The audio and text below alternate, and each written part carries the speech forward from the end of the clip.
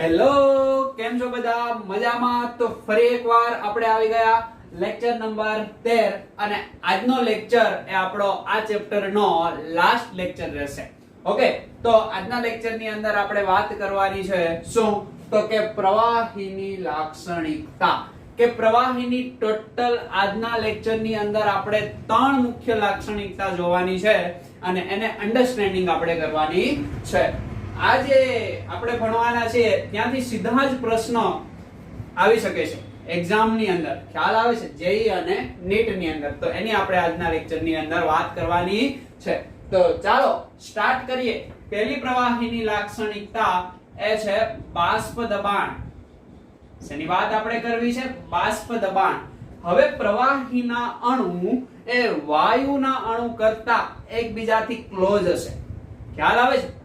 અને પ્રવાહી એ ચોક્કસ આકાર ધરાવે છે. જે પાત્રની અંદર પ્રવાહીને ભરી લઈએ એ પાત્રનો આકાર પ્રવાહી ધારણ કરે છે. ખ્યાલ આવે છે? બસ, તો એના આપણે બાષ્પ દબાણની વાત કરવી છે. હવે પ્રવાહીનું બાષ્પ દબાણ તમે મને કહેશો કે બંધ પાત્ર આપશે કે ખુલ્લું પાત્ર આપશે? કે જ્યારે પ્રવાહીનું બાષ્પ દબાણ આપણે જોઈએ તો એ બાષ્પ દબાણ આપણને ક્યારે મળશે? બંધ પાત્રમાં મળશે કે ખુલ્લા પાત્રમાં મળશે? યસ, જો તમારો જવાબ બંધ પાત્ર હોય તો તમે બહુ સાચા છો. વાય? તો સમજો અહીંયા મારી વાત એકદમ ધ્યાનથી કે આ એક સરસ મજાનું બીકર છે. ખ્યાલ આવે છે? અહીંયા બીકર ની અંદર આ બધા પ્રવાહીના અણુઓ છે. બધાને દેખાય છે ને? યસ, આવી રીતના પ્રવાહીના અણુઓ આખા બીકર ની અંદર રહેલા છે. ઠીક છે? હવે જો આની નીચેથી હું ઉષ્મા આપું, કારણ કે બાષ્પ દબાણ ડાયરેક્ટલી પ્રોપોર્શનલ ટુ તાપમાન.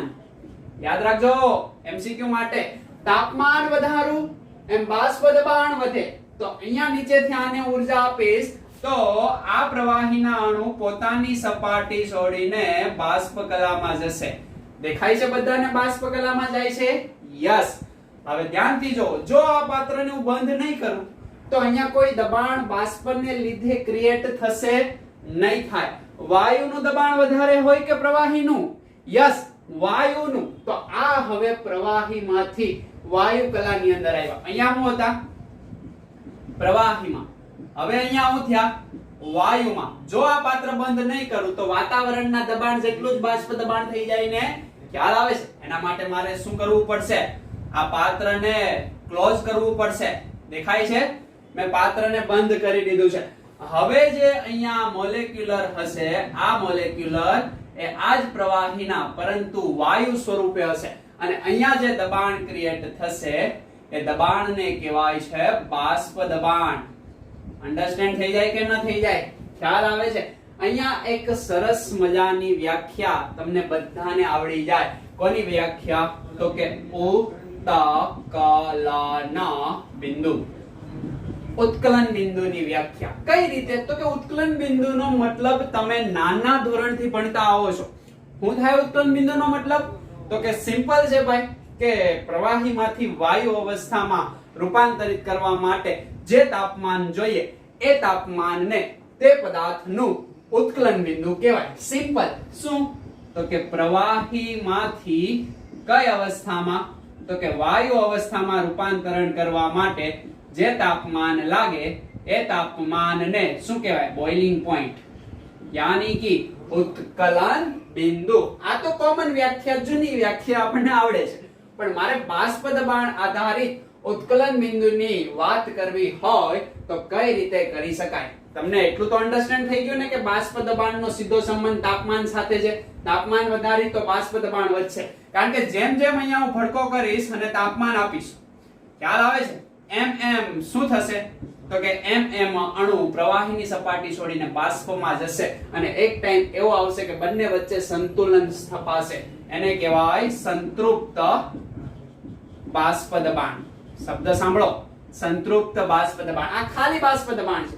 એક સમય એવો આવે કે પ્રવાહીના અણુ એ વાયુમાં રૂપાંતરણ પામે અને વાયુના અણુ એ પ્રવાહીમાં રૂપાંતરણ પામે, ઓકે, એને કહેવાય સંતૃપ્ત બાષ્પ દબાણ. અને અહીંયા જે તાપમાન જોવા મળે એને ક્રાંતિક તાપમાન કહેવામાં આવે. કયું તાપમાન કહેવામાં આવે તે તમે શીખી ગયા છો.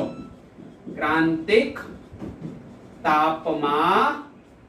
એટલું અન્ડરસ્ટેન્ડ થઈ જાય ને તમને. પણ મારે તમને વાત કરવી છે ઉત્કલન બિંદુની. કે કોને કહેશો ઉત્કલન બિંદુ? તો કે ભાઈ સિમ્પલ છે. શું કે આ પ્રવાહી એ વાયુમાં જાય, ખ્યાલ આવે છે, અને વાયુનું દબાણ, અહીંયા જે દબાણ જોવા મળશે બાષ્પ દબાણ જોવા મળશે. હવે પાત્ર ખુલ્લું હોય ત્યારે જ મને ઉત્કલન બિંદુ મળશે. યાની કે આ પ્રવાહી કેટલે સુધી ઉપર જઈ શકે કે આ બાષ્પ દબાણ છે એ વાતાવરણના દબાણ જેટલું થઈ જાય ત્યાં સુધી જાય. તો ધ્યાનથી સાંભળો, જે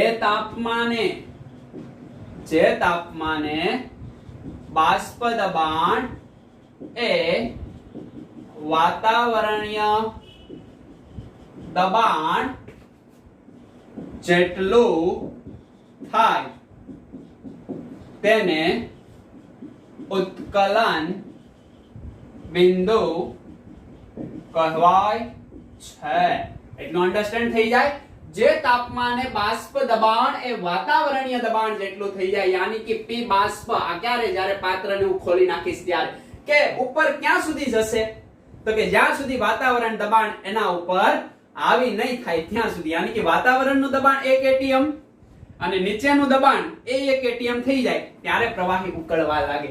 બાકી જેમ જેમ ઉપરનું પ્રેશર વધારે હશે ત્યાં સુધી ઉપર જઈ જ નહીં શકે ને. કોઈ વસ્તુને ઉપર મોકલવી હોય તો એ ઉપર ક્યારે જઈ શકશે? જ્યારે ઉપર એના ઉપર કોઈ દબાણ લગાડે છે એના જેટલું ઓછામાં ઓછું દબાણ આપણે લગાડી દઈએ પછી જ આપણે બહાર નીકળીએ. કે દાખલા તરીકે તમને કોઈ ડબ્બામાં પેક કરી દીધા અને ડબ્બા ઉપર એક 50 કિલોગ્રામનો માણસ બેસી ગયો કે હવે નીકળે લે, તો તમે શું કરશો? 50 કિલોગ્રામ જેટલું બળ લગાડશો પછી એ માણસ ત્યાંથી હટશે ને ત્યાં સુધી તમે બહાર નીકળી શકશો ને. બસ લાઈક ધીસ એજ કેસ અહીંયા છે કે આ પ્રવાહી ક્યારે બહાર નીકળશે? એક વાતાવરણ દબાણ પહોંચી જશે ત્યારે, અને ત્યારે જ તે તાપમાનને શું કહેવામાં આવે? તે પ્રવાહીનું ઉત્કલન બિંદુ. હવે તમને અન્ડરસ્ટેન્ડ થઈ ગયો હશે. તો બધાને અન્ડરસ્ટેન્ડ થાય છે, ખ્યાલ આવે છે? તો આ બાષ્પ દબાણ એ ડાયરેક્ટલી પ્રોપોર્શનલ ટુ ટેમ્પરેચર. એટલી વસ્તુ બધાને અન્ડરસ્ટેન્ડ થાય છે. ઓકે, હવે બાષ્પ દબાણ મેં તમને સમજાવ્યું એ પહેલા મારે તમને એક શબ્દ સમજાવવો જોઈએ. કયો? તો કે બાષ્પીભવન. બાષ્પીભવન કે શું છે આ બાષ્પીભવન? કે જ્યારે પાત્રને ખુલ્લું રાખીએ, યસ, આ પાત્ર ખુલ્લું છે, આ એમની અંદર પ્રવાહી ભરેલું છે, નીચે ભડકો કરેલો છે, યાની કે ઉષ્મા આપીએ છીએ. ખ્યાલ આવે છે તમને? ઓકે, હવે શું થશે કે આ પ્રવાહી પોતાની સપાટી જોડીને વાતાવરણમાં જશે એના અણુ. ખ્યાલ આવે છે તમને? ઓકે, અહીંયા પાત્ર કેવું છે? ખુલ્લું પાત્ર. અહીંયા બંધ પાત્ર. બંધ પાત્રમાં જે બાષ્પ દબાણ જોવા મળે છે એને આપણે બંધ પાત્રમાં જે બાષ્પીભવન જોવા મળે એને બાષ્પ દબાણ કીધું. બાષ્પીભવન તો તમે બધા જ જાણો છો, પ્રવાહીમાંથી વાયુ અવસ્થામાં રૂપાંતરિત થવું, એને શું કહેવાય? તો કે બાષ્પીભવન. ખ્યાલ આવે છે? હવે આ બાષ્પીભવન હું તમને એવું પૂછું કે એનો સીધો સંબંધ કોના સાથે છે? તો કે એને અસર કરતું પરિબળ એ તાપમાન છે. તાપમાન વધારતા બાષ્પીભવન વધે. તાપમાન ડાયરેક્ટલી પ્રોપોર્શનલ ટુ બાષ્પીભવન. ખ્યાલ આવે છે? યાની કે બાષ્પીભવન વધે તો તાપમાન વધે, તાપમાન વધે તો બાષ્પીભવન વધે. એના પછી તો કે ક્ષેત્રફળ, કે પાત્ર એટલું મોટું છે. ખ્યાલ આવે છે? અહીંયા ક્ષેત્રફળની જગ્યાએ હું લખી શકું શું? સંપર્ક સપાટીનું ક્ષેત્રફળ. ઓકે, સંપર્ક સપાટીનું ક્ષેત્રફળ ડાયરેક્ટલી પ્રોપોર્શનલ ટુ બાષ્પીભવન. હવે મારે આ તમને સમજાવવું હોય તો હું કેમ સમજાવી? બાષ્પીભવન વધે ત્યારે સંપર્ક સપાટીનું ક્ષેત્રફળ વધેલું છે. દાખલા તરીકે તમે તમારા ફ્લોરિંગ ઉપર એક ગ્લાસ પાણીનો ઢોળી દોશો. ખ્યાલ આવે છે? તો એનું બાષ્પીભવન થશે કે પાણીના ગ્લાસનું બાષ્પીભવન વધારે થશે? પાણીનો ગ્લાસ, યાની કે ગ્લાસમાં જ્યાં સુધી પાણી ભરેલું છે ત્યારે બાષ્પીભવન વધે કે તમે પાથરી દોશો પાણીને ત્યારે બાષ્પીભવન વધે? Yes, exactly. જ્યારે તમે પાણીને ફેલાવી દોશો, પાથરી દોશો, એનો મતલબ સંપર્ક સપાટીનું ક્ષેત્રફળ વધે છે. વધે છે એમ શું થાય છે? બાષ્પીભવન વધે છે. આવડી જાય કે ન આવડી જાય? ખ્યાલ આવે છે? આ બે પરિબળો હતા. અહીંયા હજી એક મારે ડિટેલમાં પરિબળની ચર્ચા કરવી હોય તો એ છે આકર્ષણ બળ. કયું બળ? આકર્ષણ બળ. આકર્ષણ બળ indirectly proportional to બાષ્પીભવન. આકર્ષણ બળ એ બાષ્પીભવનના વ્યસ્ત પ્રમાણમાં હોય છે. જેમ આકર્ષણ બળ સ્ટ્રોંગ, દાખલા તરીકે આ પ્રવાહીના અણુ સાથે સ્ટ્રોંગ આકર્ષણ બળથી જોડાયેલો છે, તો એને ઉપર મોકલવા માટે તમારે વધારે ઉર્જા આપવી પડે ને. ઓકે, જોડાયેલો છે, ખ્યાલ આવે છે. એટલે જેમ આકર્ષણ બળ, હવે આકર્ષણ બળ વીક હોય તો ધૂમ ટુટીન ધૂમ, ધૂમ ટુટીન ધૂમ, ધૂમ ટુટીન ધૂમ આવું થાય ને. પણ અહીંયા એવું થશે ને, એટલે આકર્ષણ બળ વધે તો બાષ્પીભવન ડાઉન જાય, બાષ્પીભવન વધે તો આકર્ષણ બળ ઓછું હોય, એવું તમે વિચારી શકો. યાની કે બાષ્પીભવનને અસર કરતા પરિબળો તમને અન્ડરસ્ટેન્ડ થઈ જાય કે ન થઈ જાય? હું લખશું અહીંયા તો કે બાષ્પીભવન ને અસર કરતા પરિબળો. બધાને આવડી જાય બાષ્પીભવનને અસર કરતા પરિબળો. જે પરિબળો બાષ્પીભવનને અસર કરે છે એના એ જ પરિબળો જો પાત્ર બંધ હોય તો બાષ્પીભવનને બાષ્પ દબાણમાં ફેરવાઈ જાય અને બાષ્પ દબાણમાં એ અસર કરે. યાની કે બાષ્પ દબાણ એ તાપમાનના સમપ્રમાણમાં, બાષ્પ દબાણ એ સંપર્ક સપાટીના ક્ષેત્રફળના સમપ્રમાણમાં, બાષ્પ દબાણ એ આકર્ષણ બળના વ્યસ્ત પ્રમાણની અંદર હોય છે. તો એટલો કેસ બધાને જ ક્લિયર થાય. તમારી ટેક્સ્ટબુક ની અંદર એક એક્ઝામ્પલ આપ્યું છે ઉત્કલન બિંદુ આધારિત. દાખલા તરીકે પાણીનું ઉત્કલન બિંદુ. પાણીનું ઉત્કલન બિંદુ તમે બધા જ જાણો છો 100°C. ખ્યાલ આવે છે? અને પાણીનું હકીકત જે પ્રામાણિક ઉત્કલન બિંદુ છે એ તો છે 99.6°C. તો આ જે પાણીનું ઉત્કલન બિંદુ આપણે બધા જ જાણીએ છીએ એને કહેવાય સામાન્ય ઉત્કલન બિંદુ, બોઇલિંગ પોઈન્ટ. અને આને કહેવાય પ્રામાણિક બોઇલિંગ પોઈન્ટ. ખ્યાલ આવે છે? આ જે સામાન્ય ઉત્કલન બિંદુ છે એ એક એટીએમ માં માપવામાં આવે. ખ્યાલ આવે છે? અને આ એક બારે માપવામાં આવે. આપણે બધા જ જાણીએ એટીએમ એકમ મોટો છે બાર કરતા. છે ને મોટો? યસ. તો આ 100 એ 99.6 કરતા obviously મોટું છે. તો સામાન્ય ઉત્કલન બિંદુ એ પ્રામાણિક ઉત્કલન બિંદુ કરતા કેવું છે? વધારે મોટું. કેમ? એનું રીઝન એ છે કે આ એટીએમ એ મેજર કરવામાં આવે અને આ બારે પ્રેશર જ્યારે બાર ની અંદર હોય ત્યારે મેજર કરવામાં આવે. અને બધા જ આપણે જાણીએ છીએ 1 બાર ઇઝ ઇક્વલ ટુ કેટલું થાય છે ભાઈ? તો કે 0.987 એટીએમ. દેખાય છે કે 1 બાર હોય છે ત્યારે એટીએમ તો ઓછું હોય છે. તો એટીએમ એ મોટો એકમ છે. 1 એટીએમ એટલે 1.05 બાર જેવું થાય. ખ્યાલ આવી જાય કે નો ખ્યાલ આવી જાય? એટલા માટે આ ડેટાને તમારે ધ્યાનમાં રાખવાના છે. ઠીક છે? અહીંયા આપણે એક અગત્યની વાત કરવી છે. એ અગત્યની વાત ખાસ તમારે એમસીક્યુ માટે ધ્યાનમાં રાખવાની છે. આ સપાટી છે, સપાટીથી આ ઊંચાઈ તરફ જવાનું, સપાટીથી નીચે તરફ. આ દરિયાઈ સપાટી છે, નીચે દરિયો છે. ખ્યાલ આવે છે ને? એટલે ઊંડાઈ જ થઈને અને ઉપર વાતાવરણ છે. ખ્યાલ આવે છે તમને?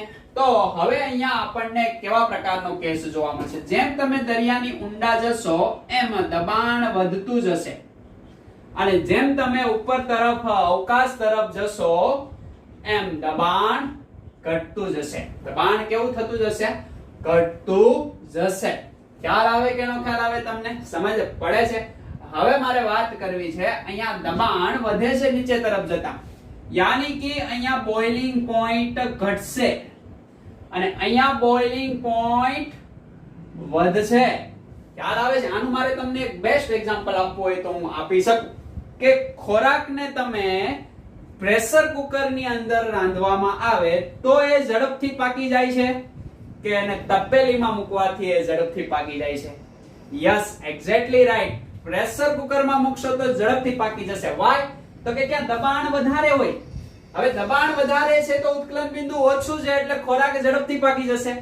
ખ્યાલ આવે છે? અને એક પર્વત ઉપર તમે ચડી જાઓ અને ત્યાં ચા બનાવવાની ટ્રાય કરો, કારણ કે ત્યાં દબાણ ઓછું છે અને બોઇલિંગ પોઈન્ટ વધારે જોશે એટલે ત્યાં ચા બનતા વાર લાગશે. આ કન્સેપ્ટ તમને સમજાઈ જાય કે ન સમજાઈ જાય? આ ધ્યાન રાખજો. આ છે અવકાશ. એટલે અવકાશમાં જેમ જેમ ઉપર જાઓ છો એમ દબાણ શું થતું જાય? ઘટતું જાય છે. તો બોઇલિંગ પોઈન્ટ શું થતું જાય? વધતું જાય. યાની કે દબાણ અને બોઇલિંગ પોઈન્ટ એકબીજાના વ્યસ્ત પ્રમાણની અંદર છે. એ વસ્તુને તમે ખાસ ધ્યાનથી જોજો. ખ્યાલ આવે છે? અને આ દરિયાઈ વસ્તુ છે. ખ્યાલ આવે છે? દરિયાની અંદર તમે જાઓ છો. ઓકે. અને જેમ જેમ અંદર જાઓ છો એમ દબાણ વધે છે તો ઉત્કલન બિંદુ ઘટે છે. એટલે આ કેસને તમારે ખાસ અહીંયા ધ્યાનમાં રાખવાનો છે. બસ એટલી વસ્તુ છે જેને તમારે યાદ રાખવાની છે. આ જે બાષ્પીભવનને અસર કરતા પરિબળો છે એના એ જ પરિબળો એ બાષ્પ દબાણ માટે પણ તમે લઈ શકો. ખ્યાલ આવે છે તમને? એટલી વસ્તુ તમારે અહીંયા ધ્યાનમાં રાખવાની છે. હવે મારે જે કઈ વાત કરવી છે એ તમને સમજાવવું છે.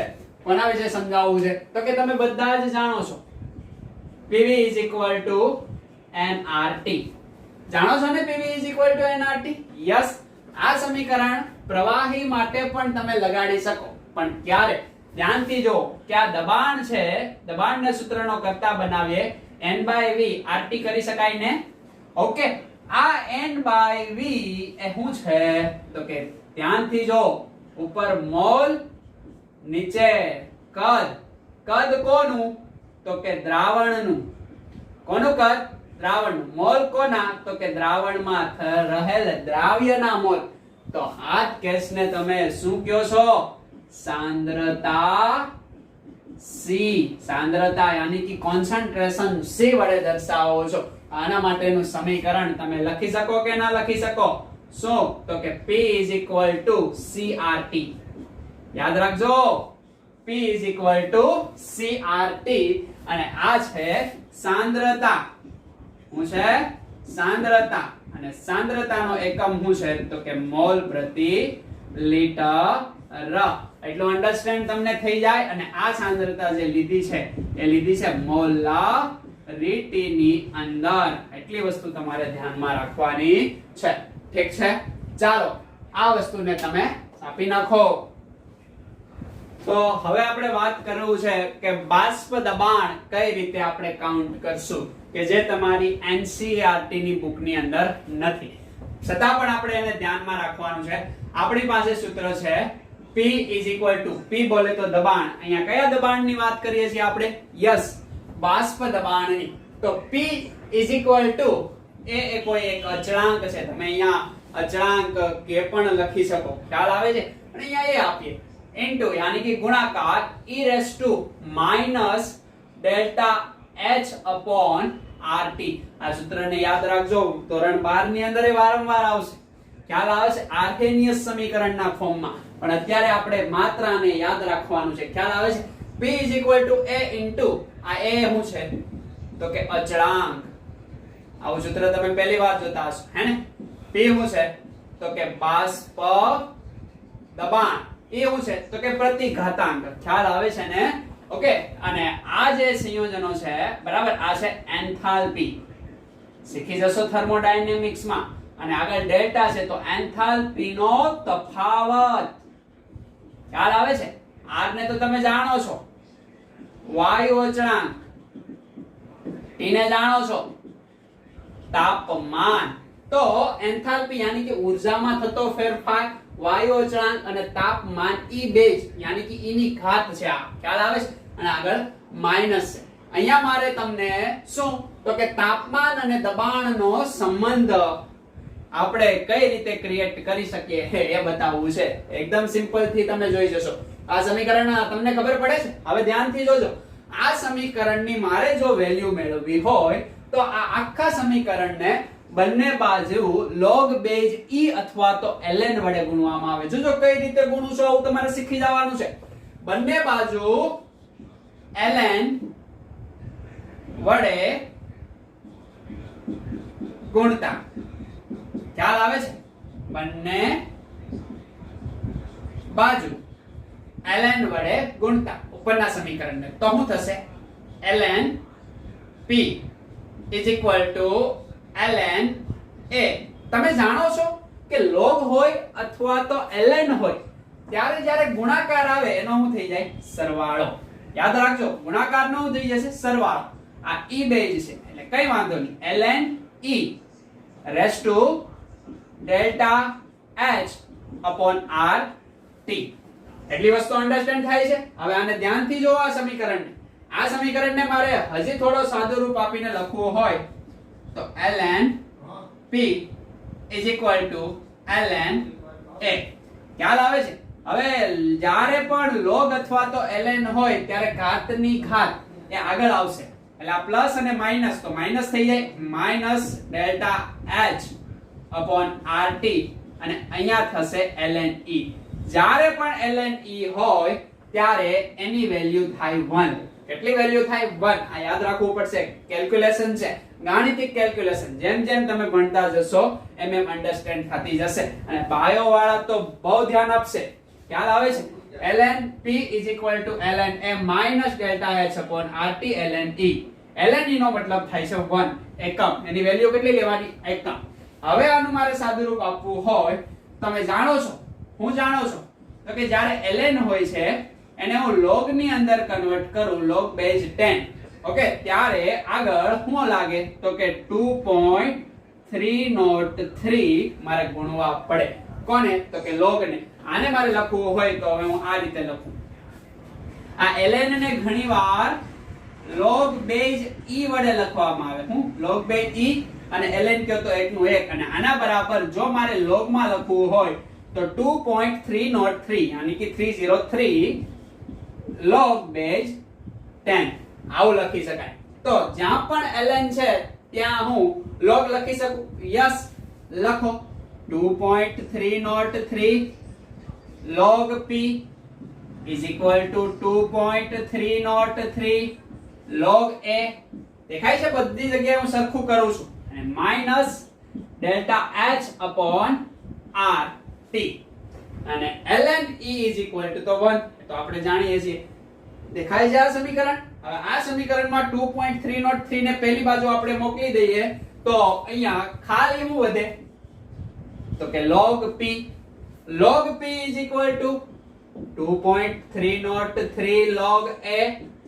ઓલી બાજુથી 2.303 આવ્યો એટલે આની નીચે આવે. યસ, અહીંયા માઈનસ છે, આમની નીચે આવશે ને ડેલ્ટા h upon 2.303 rt. થાય કે ન થાય આવું? યસ. આ બેને કેન્સલ કરી શકાય. યસ. શું વધ્યું તો કે log p is equal to log a minus delta h upon 2.303 rt. આ આપણું મળી ગયું ફાઇનલ સમીકરણ. ખ્યાલ આવે છે? આના પરથી આપણને ખ્યાલ આવે કે આ બાષ્પ દબાણ અને તાપમાન વચ્ચેનો સંબંધ કઈ રીતે વર્ક કરે છે. તો કે આ જે સમીકરણ છે એ સમીકરણ મને y બરાબર mx plus c જેવું લાગે છે કે y is equal to mx plus c. હવે આ સમીકરણને તમે બધા જ જાણો છો, ધોરણ 10 સુરેખ રેખા સમીકરણ. દેખાય છે સુરેખ રેખા સમીકરણ તમને? y is equal to mx plus c. હવે આ સમીકરણને તમે આ સમીકરણ સાથે સરખાવો. કઈ રીતે સરખાવશો તો કે આ y અક્ષ, આ x અક્ષ, m એ ઢાળ આપે, ઢાળ, અને c એ આંતરછેદ આપે. હંમેશા યાદ રાખજો, c શું આપે આપણને? આંતરછેદ. કોને કહેવાય આંતરછેદ? હમણાં ખબર પડી જશે. ઓકે, આ m એ શું છે તો કે ઢાળ છે. શું છે? ઢાળ. કોને કહેવાય? ઢાળ. હમણાં ખબર પડી જશે. અને y અક્ષ અને x અક્ષ, આ છે y અક્ષ અને આ છે x અક્ષ. બસ આ સમીકરણ અને આ સમીકરણ તમને સરખું લાગે છે? મને તો લાગે છે. જો તો આ સમીકરણ નામ ન લખી શકું તો કે log p is equal to નું is equal to, અહીંયા બે પદ છે, અહીંયા તો આખું એક જ પદ છે. આ log એ એક જ પદ છે ને, તો એને પાછળ લખી દો અને આગળ લખી દો, યાની કે માઈનસ ડેલ્ટા h 2.303 r એને ગુણ્યા 1 upon t નો લખી શકું? યસ, લખી શકાય. અને આને આની પાછળ લખી દો, યાની કે પ્લસ log a. હવે તમે આ સમીકરણને જો તો હું સરખાવી શકું તો કે આ શું થઈ ગયો? x અક્ષ. ખ્યાલ આવે છે કે y અક્ષ? y અક્ષ. દેખાય છે આંતરછેદ? યસ. આ જે છે ને એ શું છે? x અક્ષ. અને બાકીનું જે આ વસ્તુ છે એને આપણે શું કહીએ છીએ? ઢાળ કહીએ છીએ. દેખાય આ બંને સમીકરણ? તો હવે આ સમીકરણને આપણે કેલ્ક્યુલેશન કરીએ, યાની કે આનો ગ્રાફ દોરીએ. તો ગ્રાફ આપણને આવો જોવાનો મળે.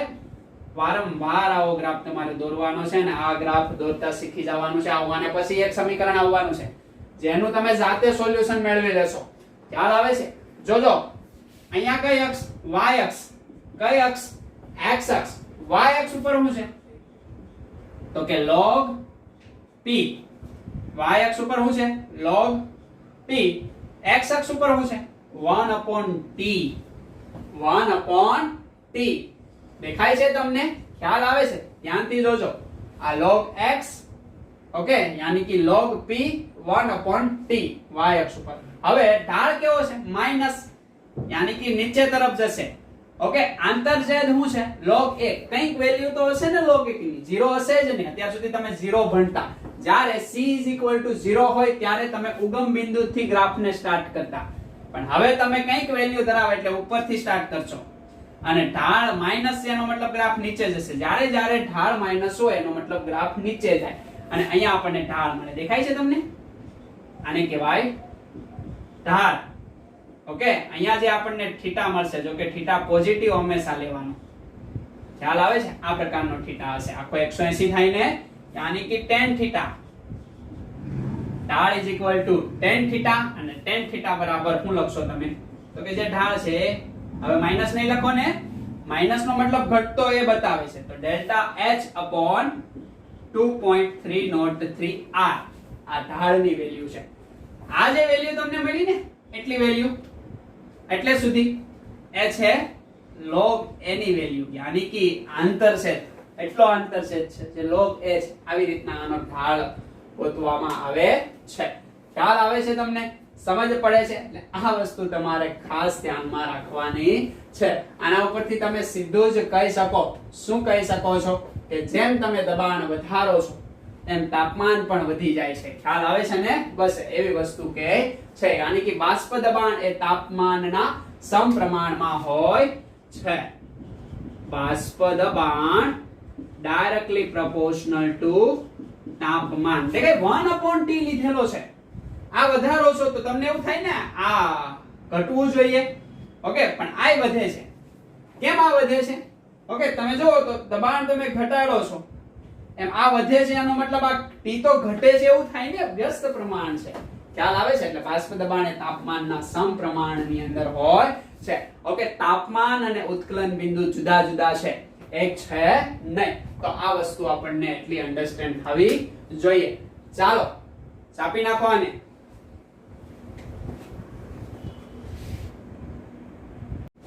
તો હવે આપણે સેકન્ડ પ્રવાહીની લાક્ષણિકતા જોઈ છે પૃષ્ઠ તાણ. પૃષ્ઠ તાણ સપાટી ઉપરથી તાણી લે એને કહેવાય પૃષ્ઠ તાણ. તાણ એટલે કે બળ લગાડવું. ઓકે ને પૃષ્ઠ યાની કે સપાટી. આપણે બધા જ જોઈએ છે. દાખલા તરીકે આ સપાટી છે અને આ સપાટી ઉપર પાણીની એક ઝલક મારવામાં આવે તો કેટલાક પાણીના ડ્રોપ આવી રીતના સપાટી ઉપર આપણને ગોળાકાર સ્વરૂપે લાગી ગયેલા જોવા મળે. દેખાય છે ને તમને બધાને? અને આ ગોળાકાર સ્વરૂપ એકબીજાની નજીક જઈને મોટું થાય. ખ્યાલ આવે છે? એકબીજાની નજીક જઈને શું થાય? મોટું થાય.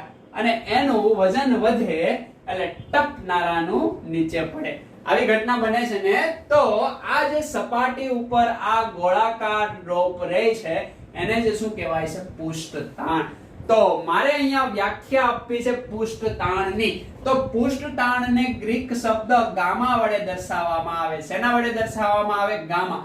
તો ગામા = એકમ લંબાઈ દીઠ. એકમ લંબાઈ દીઠ સપાટીને લંબ રૂપે લાગતા બળને પૃષ્ઠ તાણ બળ કહેવામાં આવે છે. ખ્યાલ આવે છે? એકમ લંબાઈ દીઠ સપાટીને લંબ બળને કયું બળ કહેવામાં આવે છે? તો કે પૃષ્ઠ તાણ બળ, જેને ગામા વડે દર્શાવવામાં આવે છે. ઓકે તો અહીંયા f નો એકમ શું થશે? તો કે ન્યૂટન. ખ્યાલ આવે છે? લંબાઈનો એકમ શું થશે? મીટર. તો પૃષ્ઠ તાણને ન્યૂટન મીટર ઇન્વર્સ કહી શકાય કે ન કહી શકાય? તો આ છે પૃષ્ઠ તાણનો SI એકમ. આવડી જાય કે ન આવડી જાય તમને? ખ્યાલ આવે છે પૃષ્ઠતાણનો SI એકમ? આના કેટલાક ઉદાહરણ બુકની અંદર તમને આપ્યા છે. દાખલા તરીકે નદીમાં ઢોળાયેલું પાણી. ઓકે, એમની અંદર માટી અને રેતીના કણો નદીના તળિયે તમે પાણીમાં જોવો તો છૂટાછવાયા જોવા મળશે, પણ એને તમે ખોબો ભરીને આમ રાખો તો ભેગા થઈ જાય, પાછા પાણીમાં નાખી દો તો છૂટા પડી જાય છે. કોના કારણે? આ પૃષ્ઠતાણની ઘટનાના કારણે. ખ્યાલ આવે છે? બીજું એક્ઝામ્પલ આપણી પાસે અહીંયા છે. ઓકે, કેશાકર્ષણ નળી. એકદમ પાતળી ટ્યુબ હોય, આ પાતળી ટ્યુબને પાણીની અંદર ડીપ કરીએ તો પાણીની સપાટી કરતા પાણી થોડું ઉપર તરફ સુધી આવી ગયેલું હોય. ઓકે, આ ઘટના પણ કઈ છે? તો કે પૃષ્ઠતાણની ઘટના. એના પછીનું એક્ઝામ્પલ છે પારો. ખ્યાલ આવે છે? મર્ક્યુરી. પારાને તમે વિચારો, આ પારો ગોળાકાર જ હોય. કોઈથી જોયો કે પારો લંબચોરસ હોય? ખ્યાલ આવે છે? પારો ત્રિકોણ બની ગયો નહીં. કેમ? તો કે આ પૃષ્ઠતાણની ઘટના છે. એના કારણે કોઈ પણ અણુ કેવો આકાર ધારણ કરે? તો કે ગોળાકાર આકાર ધારણ કરે. કેમ? તો કે ગોળાકારનું ક્ષેત્રફળ એ એકદમ કેવું હોય? ઓછામાં ઓછું. ઓકે, ગોળાકારનું ક્ષેત્રફળ ઓછું હોય. કોઈ પણ ઘટક એ ઓછા ક્ષેત્રફળ ધરાવવાનો પ્રયત્ન કરે. હું કામ હમણાં ખબર પડી જશે. તો આટલી વસ્તુ પૃષ્ઠતાણની વ્યાખ્યા અને એનું સૂત્ર બધાને આવડી જાય કે ન આવડી જાય? ખ્યાલ આવે છે? હવે મારે તમને સમજાવવું છે પૃષ્ઠ ઊર્જા. શું સમજાવવું છે? પૃષ્ઠ ઊર્જા. બસ આ ઊર્જા અગત્યની છે. હું કામ પૃષ્ઠ ઊર્જા? તો કે પૃષ્ઠ ઊર્જાનું સૂત્ર છે શું? અહીંયા બળ લાગે છે ને, અહીંયા પૃષ્ઠ ઊર્જા યાની કે એકમ ક્ષેત્રફળ દીઠ થતું કાર્ય. એકમ ક્ષેત્રફળ દીઠ થતું કાર્ય. એકમ ક્ષેત્રફળ દીઠ થતું કાર્ય. અહીંયા કાર્ય છે W છે અને ક્ષેત્રફળને એ એરિયા વડે દર્શાવ્યું છે, કાર્ય વર્ગ. ઠીક છે? હવે આની વ્યાખ્યા તો મેં આપી દીધી, પણ W બરાબર તમે જાણો છો ને, બળ ગુણ્યા અંતર યાની કે FD લખી શકાય. ધોરણ 9 અને નીચે A. આવું લખી શકાય કે ન લખી શકાય? યસ. હવે બળનો એકમ તો ન્યૂટન છે, પણ d નો એકમ તો કે અંતર યાની કે મીટર હોય અને ક્ષેત્રફળનો એકમ મીટરનો વર્ગ. તો અહીંયા 2 મીટર છે, 1 મીટર કેન્સલ થઈ જાય કે ન થઈ જાય? તો આનો એકમ ફરી એકવાર શું આવી ગયો? તો કે n/m. એ કોનો એકમ છે? આનો એકમ છે. દેખાય છે તમને? આ બંને એકમ તમને કરીબ સરખા નથી લાગતા? યસ. તો આ પૃષ્ઠતાણને સીધો સંબંધ કોની સાથે છે?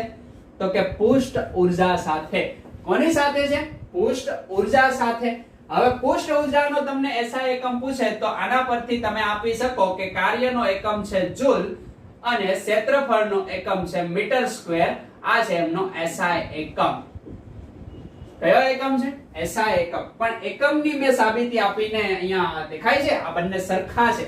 એનો મતલબ પૃષ્ઠતાણને હું પૃષ્ઠ ઊર્જા કહી શકું. જેમ પૃષ્ઠ ઊર્જા વધારે એમ પૃષ્ઠતાણ વધારે, કારણ કે સપાટીને નજીક ખેંચવાની ટ્રાય કરશે ને. અને પૃષ્ઠ ઊર્જા અને ક્ષેત્રફળ કેવા પ્રમાણમાં છે?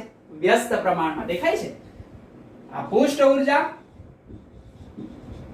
અને ક્ષેત્રફળ એકબીજાના કેવા પ્રમાણમાં છે? વ્યસ્ત પ્રમાણમાં. ઓકે, અહીંયા સમપ્રમાણતાની નિશાની બરાબર અને W કાઢી નાખ્યું એટલા માટે. તો ક્ષેત્રફળ વધે એમ પૃષ્ઠ ઊર્જા શું થાય? ઘટે. અને પૃષ્ઠ ઊર્જા એ કોના સમપ્રમાણમાં છે? તો કે પૃષ્ઠતાણના. ખ્યાલ આવે છે? તો ક્ષેત્રફળ જેમ બને એમ નાનું તો પૃષ્ઠતાણ વધારે હોય. એટલે એવું ચોરસનું ક્ષેત્રફળ નાનું હોય કે ગોળનું? ગોળનું. તો ગોળ માટે પૃષ્ઠતાણ અને પૃષ્ઠ ઊર્જા કેવી હશે? વધારે. એટલે પારો છે એ ગોળ બની જાય છે. એક એક્ઝામ્પલ મારી પાસે હજી છે કાચનું અગ્નિ પોલિશિંગ. યાની કે કાચને આપણે ધારદાર સાધન વડે કાપીએ તો કાચની એકદમ તીક્ષ્ણ ધારદાર આપણને ધાર મળે. પણ હવે આવી રીતના કાચને આપણે રાખીએ તો આપણને વાગી જાય, એટલે એનું અગ્નિ પોલિશિંગ કરવામાં આવે.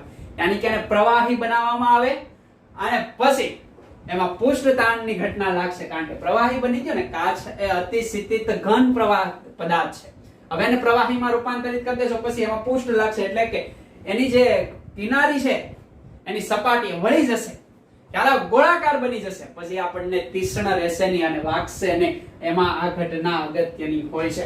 કઈ નો ખબર પડે તો આનો એકમ એની વ્યાખ્યા, આનો એકમ એમની વ્યાખ્યા. એટલી વસ્તુ તમને બધાને અન્ડરસ્ટેન્ડ થઈ જાય. બસ એટલી વસ્તુ તમારે ધ્યાનમાં રાખવાની છે. ઠીક છે, આ વાત થઈ પૃષ્ઠ તાણની. તો પૃષ્ઠ તાણને અસર કરતા પરિબળોની હવે મારે વાત કરવી છે. કોની વાત કરવી છે? પૃષ્ઠ તાણને અસર કરતા પરિબળો. પહેલું જ પરિબળ પૃષ્ઠ તાણને અસર કરતું હોય એ પરિબળ છે શું? તો કે સંપર્ક સપાટીનું ક્ષેત્રફળ. સંપર્ક સપાટીનું ક્ષેત્રફળ. ખ્યાલ આવે છે? એના પછીનું જે અગત્યનું પરિબળ છે એ પરિબળ કયું છે? તો કે તાપમાન. હવે પ્રશ્ન થશે કે અહીંયા તાપમાન ક્યાં આવ્યું? ઓકે, જેમ જેમ તમે તાપમાન વધારો છો એમ આ સપાટીને છોડીને અણુ નીચે પડશે. ખ્યાલ આવે? કારણ કે અણુની ગતિ ઉર્જા વધી જશે. તાપમાન વધારતા અણુની ગતિ ઉર્જા શું થાય છે? વધે છે. અને અણુની ગતિ ઉર્જા વધે છે એટલે કે પૃષ્ઠ તાણ એ તાપમાનના કેવા પ્રમાણમાં થઈ જાય? તો કે વ્યસ્ત પ્રમાણની અંદર. કારણ કે તાપમાન વધે એમ અણુની ગતિ ઉર્જા વધે, ગતિ ઉર્જા વધે એટલે પૃષ્ઠ તાણ ઘટશે અને સપાટીમાંથી અણુ નીચે પડી જશે. આ સપાટી ઉપર જે સપાટી અણુને તાણી રાખે છે ને એને પૃષ્ઠ તાણ કહેવાય. હવે તમે તાપમાન વધારો, ગરમ કરો એટલે અણુ ફટાફટ ભાગવા મળશે. હવે આમ ભાગવા મળશે એટલે શું થઈ જશે? તો કે પૃષ્ઠ તાણ ઘટી જશે, નીચે પડી જશે અણુ. એટલે પૃષ્ઠ તાણ એ તાપમાનના વ્યસ્ત પ્રમાણની અંદર છે. ઓકે, સંપર્ક સપાટીનું ક્ષેત્રફળ એ પણ કેવા પ્રમાણની અંદર છે? તો કે પૃષ્ઠ તાણના વ્યસ્ત પ્રમાણની અંદર છે. અહીંયા તમને દેખાય છે, દેખાય છે ને? ઓકે, એના પછીનું ત્રીજું અને અગત્યનું પરિબળ એ છે કે આકર્ષણ બળ. આકર્ષણ બળ. જેનું આકર્ષણ બળ વધારે હશે એનું પૃષ્ઠ તાણ પણ કેવું હશે? વધારે. એનું પૃષ્ઠ તાણ પણ કેવું હશે? વધારે. અહીંયા મારે તમને એક એક્ઝામ્પલ આપવું હોય તો મારી પાસે એક્ઝામ્પલ છે. તમારે મને જણાવવાનું છે કે આ એક્ઝામ્પલ ની અંદર સાચો જવાબ કયો આવશે. એક્ઝામ્પલ એવું છે કે મારી પાસે ઓક્સિજન નો અણુ છે, ઇથર છે, આલ્કોહોલ છે અને પાણી છે. આની અંદર મને પૃષ્ઠ તાણનો ક્રમ જણાવો. સૌથી વધારે પૃષ્ઠ તાણ કોનું હશે? ખ્યાલ આવે છે? વિડિયોને પોઝ કરીને જણાવજો. જણાવી દીધું? ઓકે, તમારો જવાબ હશે કે પાણીનું પૃષ્ઠ તાણ સૌથી વધારે, એનાથી ઓછું આલ્કોહોલનું, એનાથી ઓછું ઇથરનું, એનાથી ઓછું ઓક્સિજનનું. વાય? આકર્ષણ બળ. કેમ? આકર્ષણ બળ નેક્સ્ટ લેક્ચર ની અંદર તમે ભણી ગયા છો ને. જોજો, હવે ભૂલ ન કરતા કે પાણીના અણુ વચ્ચે હાઇડ્રોજન બંધન જોવા મળે. યસ, આલ્કોહોલના અણુ વચ્ચે પાણી કરતા ઓછું હાઇડ્રોજન બંધન જોવા મળે. યસ, એક પાણીનો અણુ એ 4 હાઇડ્રોજન બંધન ધરાવે. કેટલા? 4. H2O એ 4 હાઇડ્રોજન બંધન ધરાવે. એટલા બધા તો આલ્કોહોલ ધરાવી શકે નહીં, માત્ર 3 વધી ધરાવી કે. એનાથી ઓછું ઇથર, કારણ કે એમની અંદર તો કયું બળ છે? તો કે ધ્રુવીય. ખ્યાલ આવે છે? અને O2 એમની અંદર તો અધ્રુવીય. સમજ પડે છે? તમે જેમ જેમ આ બાજુ આવતા જાવ છો એમ એમ આકર્ષણ બળ શું થતું જાય? ઘટતું જાય. ધ્રુવીય કરતા અધ્રુવીય વધારે, અધ્રુવીય કરતા હાઇડ્રોજન બોન્ડિંગ, હાઇડ્રોજન બોન્ડિંગ કરતા વધારે હાઇડ્રોજન બોન્ડિંગ. ખ્યાલ આવે છે? આ રીતે ક્રમ જોવા મળે. તો આકર્ષણ બળનો જે ક્રમ છે એ જ કોનો ક્રમ છે? પૃષ્ઠ તાણનો. પણ તાપમાન વધે એમ પૃષ્ઠ તાણ ઘટે. એટલી વસ્તુ બધાને જ અન્ડરસ્ટેન્ડ થઈ જાય કે ન થઈ જાય? ઓકે, બસ આની સિવાયના એકે બીજા પોઈન્ટ છે નહીં. ઓકે, મારે તમને એ વાત કરવી છે કે આ જે પૃષ્ઠ તાણનો અણુ એ કયો અણુ પૃષ્ઠ તાણની ઘટનામાં ભાગ લેશે? તો એકદમ નાની આકૃતિ દ્વારા હું તમને સમજાવી દઉં. ઓકે, કે આ સપાટીની અંદર રહેલો અણુ છે. એમાં ઉપર તરફ, નીચે તરફ, આજુ બાજુ પરિણામી બળ, આનું પરિણામી બળ કેવું હોય છે? તો F = 0. તો દબાણ એ 0 હશે. એ અણુ પૃષ્ઠ તાણની ઘટનામાં ભાગ લેશે નહીં. પણ સપાટી પરનો અણુ એમાં નીચે તરફ તો લાગે છે, આજુબાજુ લાગે છે, બાજુમાં લાગે છે. ઓકે, એટલે આ બે તો એકબીજાને કેન્સલ કરે પણ પરિણામી બળ નીચે તરફ ખેંચે છે. દેખાય છે? એટલે સપાટીથી નીચે તરફ જે બળ ખેંચશે આ જ અણુ એ પૃષ્ઠતાણની ઘટનામાં ભાગ લેતો હશે. બસ એટલી વસ્તુ તમારે પૃષ્ઠતાણમાં ધ્યાનમાં રાખવાની છે, બીજું કઈ યાદ રાખવાનું છે નહીં. ઠીક છે, આ વસ્તુને તમે ધ્યાનમાં રાખશો ને. ઓકે, તો આના એક્ઝામ્પલ તમને ખબર પડી ગઈ. ખાસ કાચનું અગ્નિ પોલિશિંગ તમે આમની અંદર યાદ રાખશો. ઓકે, ચાલો લખી લો.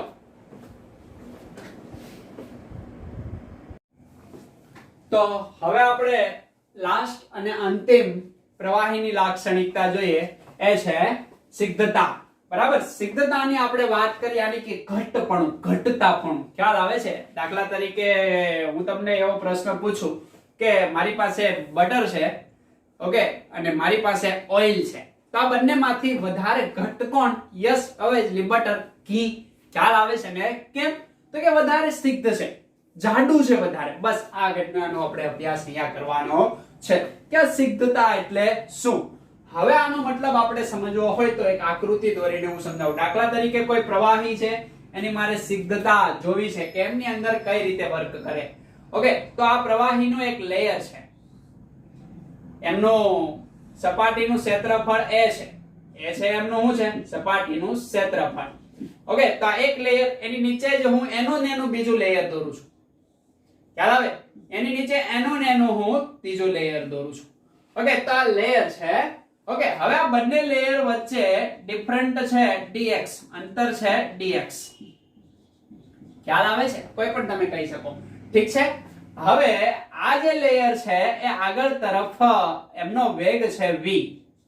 ખ્યાલ આવે છે? તો આમનો વેગ જો આગળ તરફ જતો હશે તો આનો વેગ v હશે અને આનો વેગ v હશે. હવે આ લેયર આગળ તરફ જાય છે, ખ્યાલ આવે છે, અને આ એના કરતા આગળ જાય છે, તો અહીંયા કેટલું આગળ જાય છે? તો કે નાનું એવું એકદમ સૂક્ષ્મ ફેરફારને d વડે દર્શાવાય, યાની કે dv જેટલું આગળ જાય. જેટલો આગળ જશે એટલો આ પાછળ જશે, અહીંયા ને અહીંયા છે, એવું કહીએ કઈ ને, કારણ કે v તો બધામાં છે જ વેગ, બધા જ લેયર એક સાથે ગતિ કરે છે. એમાં જેટલું આ આગળ જાય છે કેટલું? તો કે dv, એટલું જ આ પાછળ જાય છે, એટલે કે -dv થઈ જાય. સમજ પડે છે? હવે આ બંને લેયર એકબીજા ઉપર પ્રસરણ પામે ત્યારે વચ્ચે જે કઈ અવરોધ લાગે છે, અહીંયા શું લાગશે? અવરોધ. કે આ લેયરના પ્રસરણ વખતે વચ્ચે જે કાંઈ આપણને અવરોધ લાગે છે, આ અવરોધના કારણે ઓકે આની ગતિ અવરોધાય છે, એને શું કહેવામાં આવે? સિગ્ધતા. કે આ બંને વચ્ચેના અવરોધને શું કહેવાય? સિગ્ધતા. તો આ એક સ્તર, આ બીજું સ્તર, કે પટલીય સ્તર વચ્ચે જે અવરોધ લાગે છે એના માપને સિગ્ધતા કહેવામાં આવે છે. બસ એટલું તમારે યાદ રાખવાનું છે, વ્યાખ્યા કઈ લખવાની છે નહીં, માત્ર આપણે કન્સેપ્ટને સમજવાનો છે. ખ્યાલ આવે છે? તો આ જે વચ્ચેનું જે બળ છે, અવરોધ એક ટાઈપનું બળ જ હશે ને. ઓકે, એને જ આપણે શું કહીએ છીએ? સિગ્ધતા કહીએ છીએ. ઓકે, તો આ જે બળ છે એ કોના ઉપર આધાર રાખે છે? તો કે આધાર એક તો રાખે છે કોના ઉપર? તો કે આ બળ એ પ્લેટના ક્ષેત્રફળ ઉપર આધાર રાખે છે. એટલે F directly proportional two A ક્ષેત્રફળ. બીજા કોના ઉપર આધાર રાખે છે? તો કે હું અહીંયા આવું ના કહી શકું. કેવું? કે આ જે ફેરફાર છે સૂક્ષ્મ, આ તો v તો બધામાં સરખો છે ને. ઓકે, સૂક્ષ્મ ફેરફાર છે dv અને બંને વચ્ચેનું અંતર છે dx. આને એક સરસ મજાના નવા શબ્દ વડે, આ ઉપરનો વેગ છે ને, વેગમાં થતો નાનામાં નાનો ફેરફાર, તો એને કહેવાય વેગ પ્રવણતા. શું કહેવામાં આવી? વેગ પ્રવણતા. વેગનું એક મૂલ્ય કે જે એકમ સમયમાં એકમ અંતરમાં પ્રાપ્ત થતા વેગને વેગ પ્રવણતા આપણે કહી શકાય. વેગ પ્રવણતાનો એસઆઈ એકમ જો તમને પૂછે તો વેગનો એસઆઈ એકમ મીટર પર સેકન્ડ, અને નીચે dx એટલે અંતર જ છે ને, આમના વચ્ચેનું નાનું અંતર, એને મીટર વડે, meter cancel. Okay, second inverse કોનો એકમ થઈ ગયો? તો કે વેગ પ્રવણતાનો. એટલો અન્ડરસ્ટેન્ડ થઈ જાય? યસ. તો આ જે વેગ પ્રવણતા છે એ પણ કોના સમપ્રમાણમાં નીકળી? તો કે આમની વચ્ચે જે અવરોધક બળ લાગે છે એમના સમપ્રમાણમાં. હવે આ સમીકરણ 1 અને સમીકરણ 2 ને બંનેને હું સરખાવી દઉં તો F directly proportional two A into dv upon dx આવું લખી શકાય કે ન લખી શકાય? યસ, ઓબ્વિયસલી લખી શકાય. સમપ્રમાણતાની નિશાની દૂર કરો એટલે અચળાંક આવે, આના માટેનો અચળાંક આપણે લઈએ ઈટા. હું ઈટા, અને ઈટા વડે દર્શાવવામાં આવે, થોડો સરખો લખીએ. યસ, ખ્યાલ આવે છે? ઈટા. આને શું કહેવાય? ઈટા, જેને કહેવામાં આવે છે સિદ્ધતા અચળાંક. ખ્યાલ આવે કે નો ખ્યાલ આવે? એ છે તો ક્ષેત્રફળ છે અને dv by dx છે વેગ પ્રવણતા. આ સૂત્ર આપણને મળી ગયું કે કેટલું અવરોધક બળ લાગે, તો કે એટલું અવરોધક બળ લાગે જેનાથી શું થાય? પ્રવાહી ઘટ્ટ બને, એકબીજાને વચ્ચેથી પ્રસરવા દે નહીં, ખુદ એના અણુઓ વહન પામી શકશે નહીં. હવે ઘટ્ટ હોય તો જ એમનો અવરોધ વધારે હોય ને, યાની કે એકબીજા ઉપર આવી રીતના પ્રસરી શકે નહીં. અને જેમ આ અવરોધક બળ ઓછું હોય એમ એકબીજા ઉપર પ્રસરી શકે તો એમની સિદ્ધતા ડાઉન જાય. ખ્યાલ આવે છે?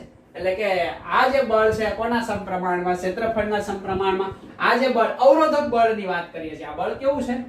અવરોધક બળ. કેવું છે? અવરોધક. ખ્યાલ આવે છે તમને? હવે મારે આના પરથી ઓકે ઈટા સિદ્ધતાનો અચળાંક મેળવવો છે.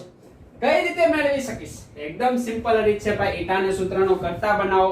ઈટા સૂત્રનો કર્તા બને. યસ. તો આ ઉપર જાય તો ઉપર f તો છે જ.